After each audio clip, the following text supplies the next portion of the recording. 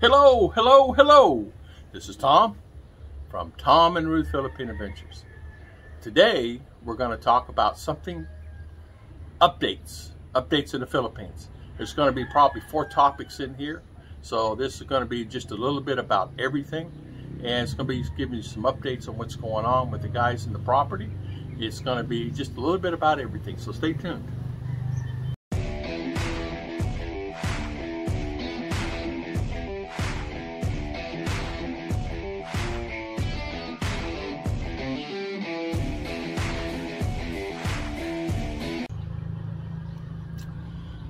Hello everybody, good afternoon. Hopefully everybody's well. It's a sunny afternoon. As you can tell, I'm outside. A lot of noise going on out here. We got the roosters, me and the roosters and the turkeys. I don't know if you saw my video. We have 6 eggs now. Our turkeys laid their 6th egg. We would have 7, but Ruth says she thinks it's a cobra. Got the other. So if there's a cobra in this yard, I'm gonna find that rascal. No doubt about it. All right, today we're going to talk about update on the gentleman that went back to work because of brother 1 and brother 2, and I'll talk about that for a couple of minutes, and then we'll go on another topic. The gentleman went back to USA. Him and his wife. She's a nurse. She went to work. She's working part-time. He's working full-time at Walmart. He got his job back, except he's had to start at 60-something years, 66, 67. He has to go back to work pushing carts, bringing carts inside the store. They said he just stay doing that for a couple of months, and then what we'll do, we'll bring you back inside at the cashier's station, what he used to do. And he used to, was what do they call that, zone manager inside one of the departments. And so he'll work him back up into that. But he has to start at the bottom again because remember, he retired. His retirement's still in play. Everything is fine. He's just going back to work, and he's lucky he got a full-time job again. But anyway, he's happy, healthy, and all okay. Brother 1 and brother 2 here are going to stay here. They're bringing mom and dad only back to the USA. Brother 1 and brother 2, and I mentioned this in another video the other day. I don't know if you guys caught this part, but brother 1 and brother 2, reason he didn't tear down the house was because if he tore down the house, what repercussion would it happen to him if he owned the house, but he didn't own the property, and the house is already on the property, built, and he tears it down, and he's getting on board a plane, and they went down to Barangay and put a smudge against him. What would happen? Would he end up in jail? Possibly. Smudge on your name. Any kind of smudge on your name causes you not to be able to go out of the country. You have to clear that up before you can go. And it's always monetary things. So he looked at it this way. Him and his wife talked about it. She said, I'm afraid this will happen, that you will get a smudge against you. And they call it a smudge. It's actually what fingerprint, it's a smudge. Where you go down Barangay and get a problem against somebody, and once that problem started, it goes to the NBI. If he has that, he has to clear that up. Can't leave. Well, they deport him. Never come back. So that was his worry. People were saying, well, I would have bulldozed it, I would have done this. Well, I said the same thing. He sent me a nice email back saying, Tom, you're not thinking right. And he's right. I was angry. He said, what if I tore down the house? It's my house, but it's on their part of the lot. Not all's on their lot, but enough of the house is on their lot. Could you tear down the part that you owned, right? And just left theirs? Well, I don't know. He said, what if I went and tore it all down, and I'm getting ready to get it on a plane, say 2 weeks later, and I go to get my exit. I'm at the airport, and it says you cannot leave. That was his fear. Could that happen? Yes, it's happened. I know 2 guys it's happened to. One of them actually owns a business. An American owns a business. His mother and father owns a business, and they're missionaries in Davao, and it's a really, really nice business. And that actually happened to him. And his mother and father had to get him out of it. And that actually happened to him. I cannot say his name or his business that he had, but he had a really thriving business. Still does. But it cost him 50,000 peso to get out of that NBI thing that he had. He had to pay. Same situation. Somebody had a smudge against him. So you have to be very careful. You have to watch your mouth, your tongue, because all it takes is a neighbor getting mad at you, go down and put a smudge against you because he's talking about me. He's saying things about me. He did this morning to me. I don't like it. He actually did not say hello to me. That's how easy it is to get a smudge. You have to walk on eggshells. I don't care if you're Luzon, Palawan, I don't care if Boracay, you have to do that. It just happens that way.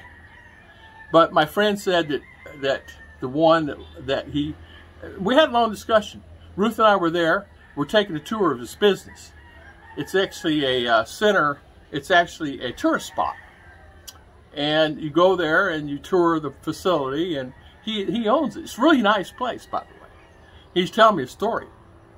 I said, how are you? How are things? He said, I just got back. I went to Europe, came back. He's an American, lives in Dallas.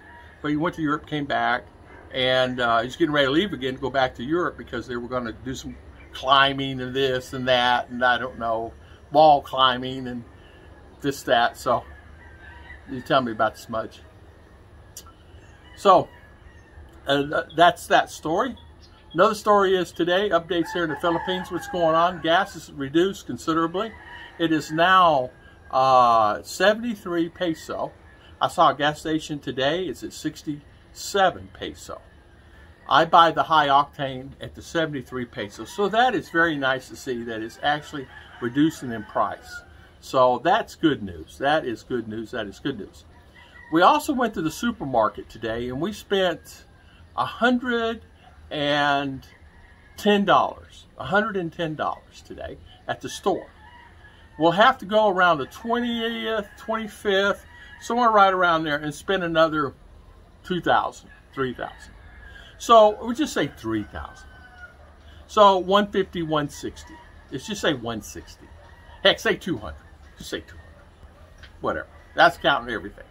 So 200 bucks on food and things that I used to pay 100 on, 120 on. I used to be able to go live on $120. We go to the store first part of the month and spend 50, 60 bucks, and then 40 bucks at the end of the month. And 40 bucks we replenish the milk, replenish the cereals, I buy cornflakes and stuff like that. Replenish things like that that I'm out of in the next 2 weeks. And then we go and finish out the month, buy another box and finish it off by the first of the month or a little after that. And as you know, today's the 4th or 5th coming up, so it will vary on that. So there you go. That's something to think about. All right, next thing that happened. I'm going through a spill today. Electricity was off day before yesterday for 13 hours. Okay, it stayed off for 13 hours. Came back on, lasted 45 minutes. Went off again for another 2 hours. That's 16 hours. Okay, that's fine. Whatever. Okay, we're prepared for it. Then yesterday, it went off at 1 a.m., ended at 4 a.m. I knew it because my aircon was on. I leave it on. At night, I sleep with aircon. It's nice. It's comfortable. Why not? All right, no big deal. Ruth had a cake today. 3 cakes to do today. That's due today. 3 cakes.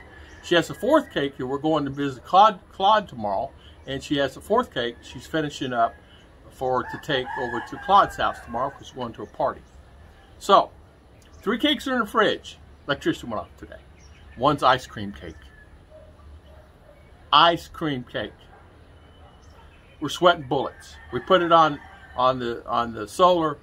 It's running fine. Everything's fine. Everything's fine.